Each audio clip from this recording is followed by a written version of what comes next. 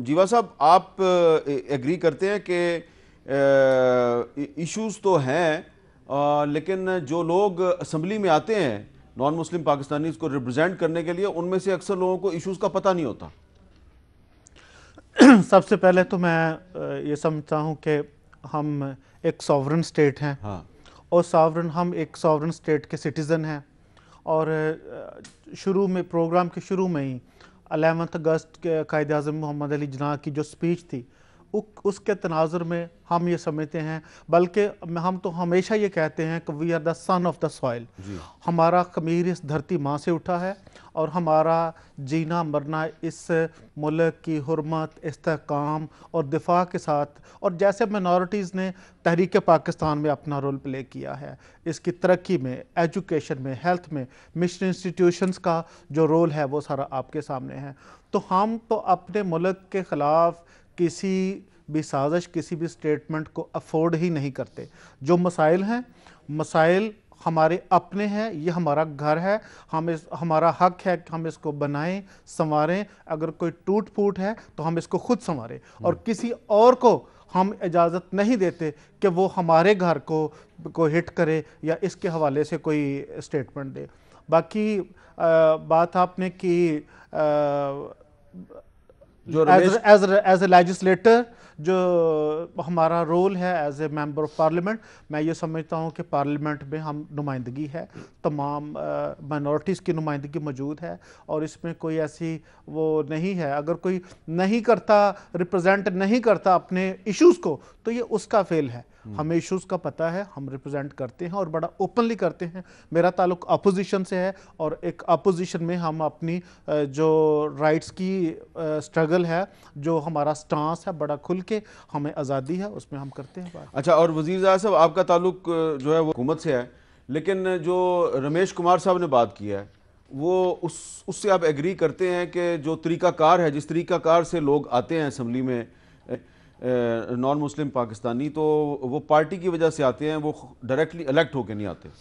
देखिए, इस वक्त अगर माइनॉरिटीज़ का कोई इशू है सबसे बड़ा, तो वो ये सिलेक्शन सिस्टम का है। ये सिलेक्शन सिस्टम नहीं होनी चाहिए।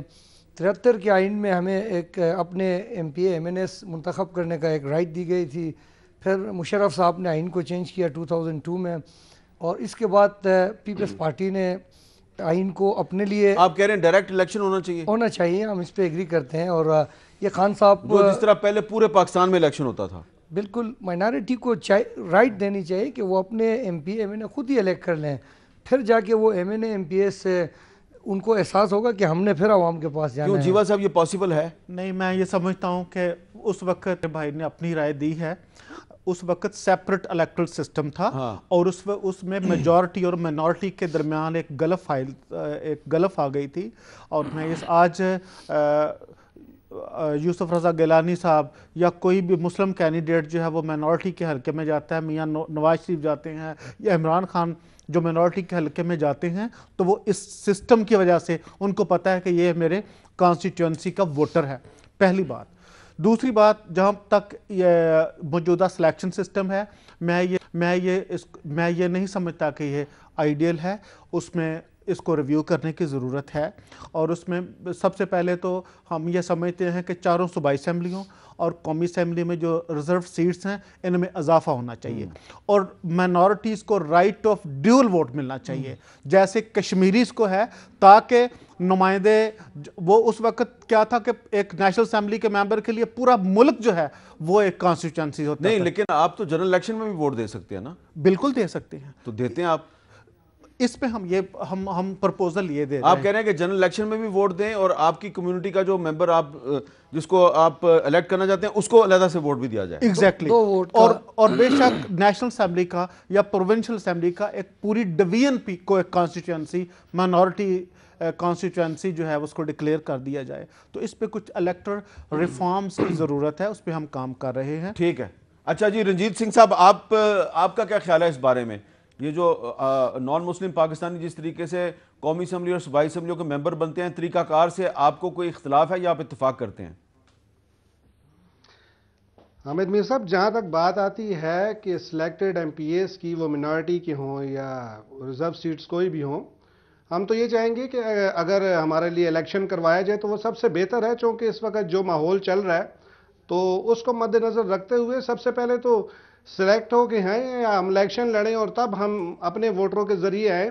लेकिन कम से कम हमारे लिए ये जो रिजर्व सीट्स रख दी गई हैं, जैसे कि आपको बता रहा हूँ, इनको सबसे पहले बढ़ाया जाए। एक केपीके है हमारे पास, जैसे मैं चूंकि केपीके का मेंबर हूँ तो इसलिए मैं वहीं से बात करता हूँ। केपीके में हमें 3 सीटें दी गई हैं। आप सोचें, यहाँ जब हम इजलास में बैठते हैं असेंबली में तो रोज एक ही रोना रोया जाता है कि मेरे हल्के का फलां काम नहीं हुआ, मेरे हल्के का फलां काम नहीं हुआ।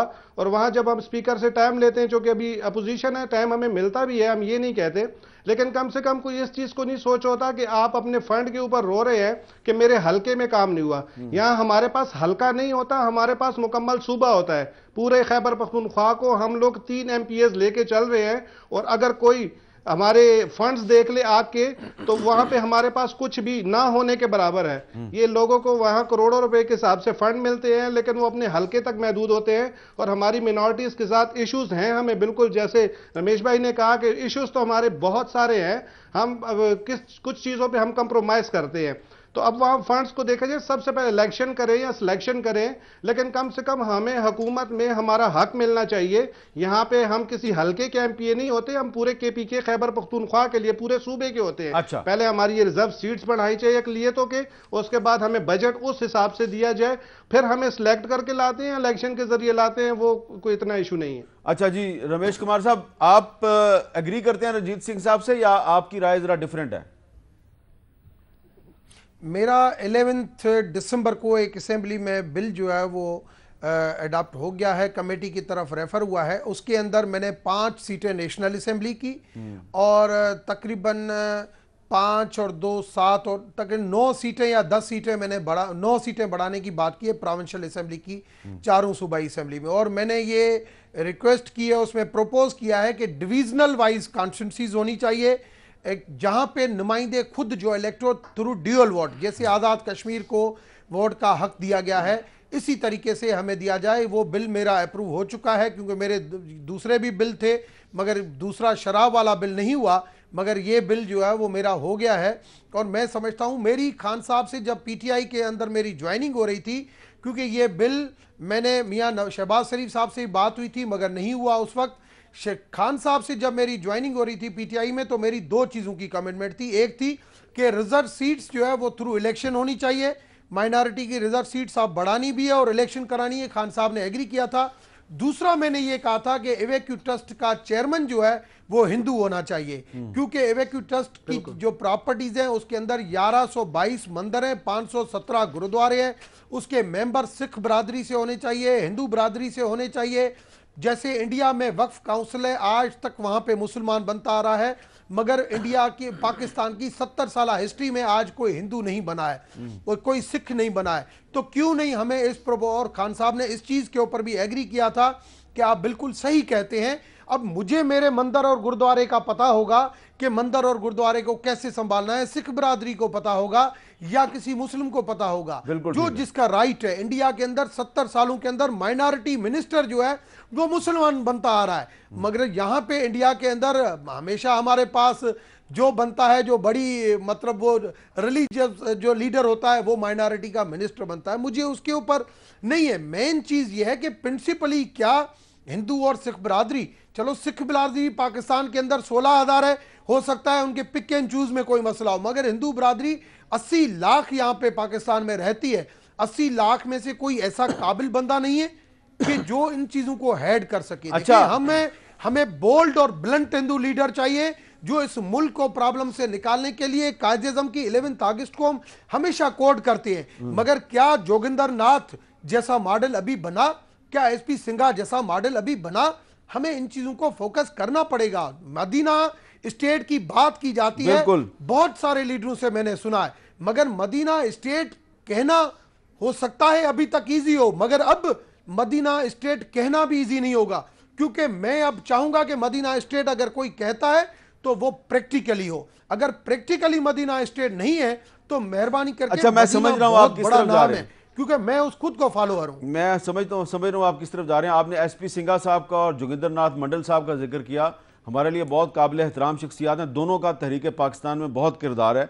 लेकिन ये जो आप जिक्र अब रियासत मदीना की तरफ ले गए हैं, उससे पहले आपने शराब वाले अपने बिल का भी जिक्र किया, तो मैं आपकी पार्टी ने तो आपका साथ नहीं दिया, बाकी भी लोग, लेकिन मैं आपसे ये जानना चाह रहा हूं कि ये जो आपके जो साथी नॉन मुस्लिम पार्लियामेंटेरियंस हैं, ये एग्री करते हैं, जो आपका मौकफ है इससे, ये आपसे एग्री करते हैं सारे?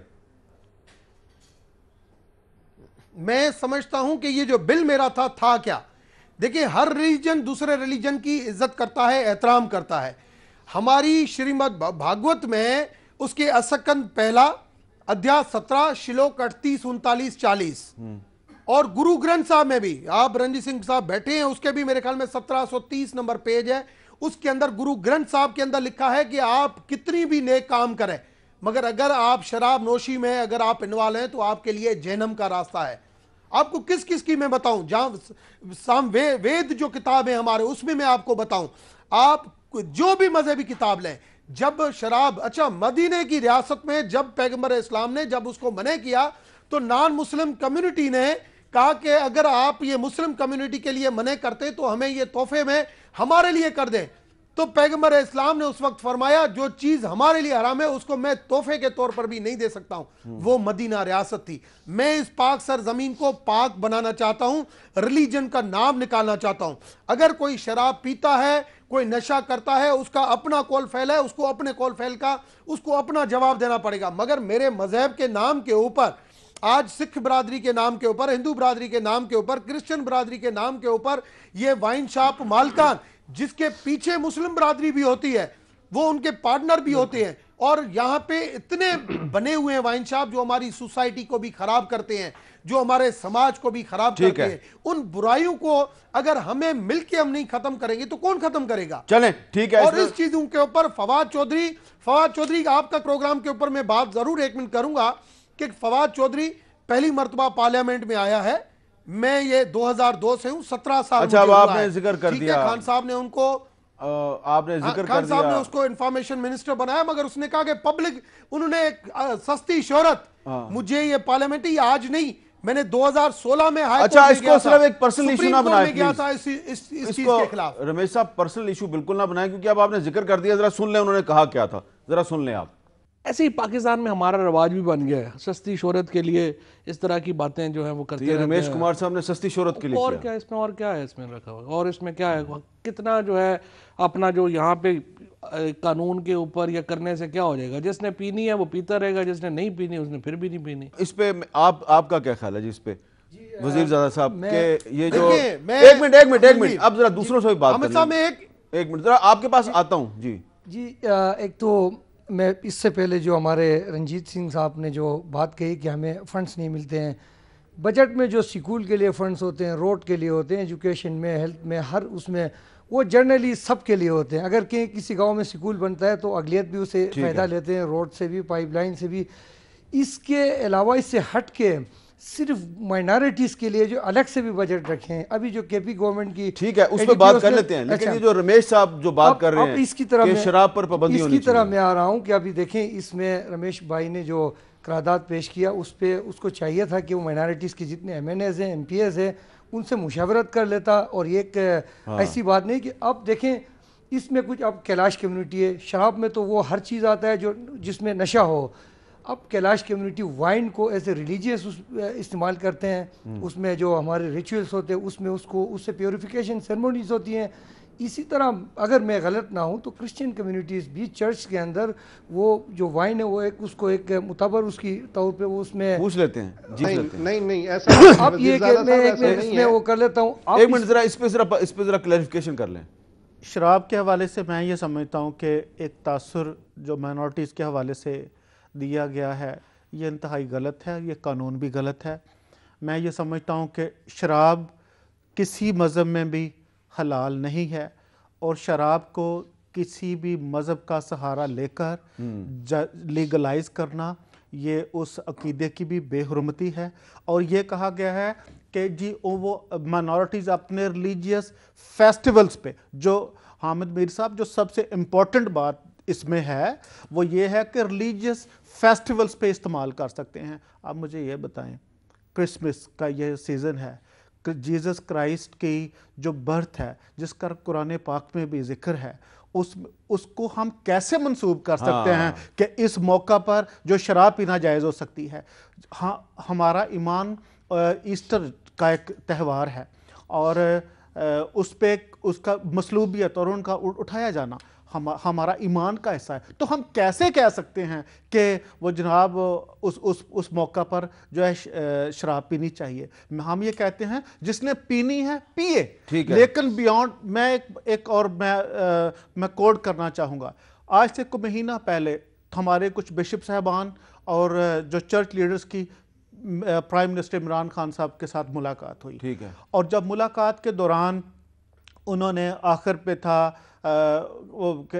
शराब के हवाले से इमरान खान साहब ने बात की कि कहने लगे कि जी आपने तो शराब हलाल है। तो हमारी एक कलीसिया आलम के आलम हैं डॉक्टर जमील नासर, लाहौर से उनका ताल्लुक़ है। उन्होंने कहा प्राइम मिनिस्टर साहब अभी मीटिंग में 3 मिनट बाकी हैं, आपने बात की है, अब इसको बात सुन के जाइएगा।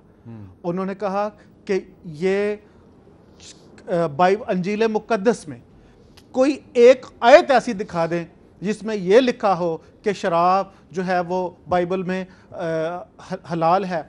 और उन्होंने हिंदू मत का और सिखिज़म का तमाम मज़ाहिब का जायज़ा लिया। और जो बिशप साहबान बैठे थे प्राइम मिनिस्टर साहब की मौजूदगी में उन्होंने कहा कि ये हमारी चर्च लीडरशिप बैठी है जो जिनका ताल्लुक पूरे पाकिस्तान से है। उनसे मुखातब होकर कहा कि आप बताएं प्राइम मिनिस्टर साहब को कि आया शराब हलाल है। तो सब ने यूनानिमसली कहा कि जी शराब, और उनको एक बुक पेश की गई शराब के इशू पे प्राइम मिनिस्टर साहब को, और प्राइम मिनिस्टर इमरान खान इस बात पे खामोश हो गए क्योंकि हमें इस पे लेजिस्लेशन करने की ज़रूरत है।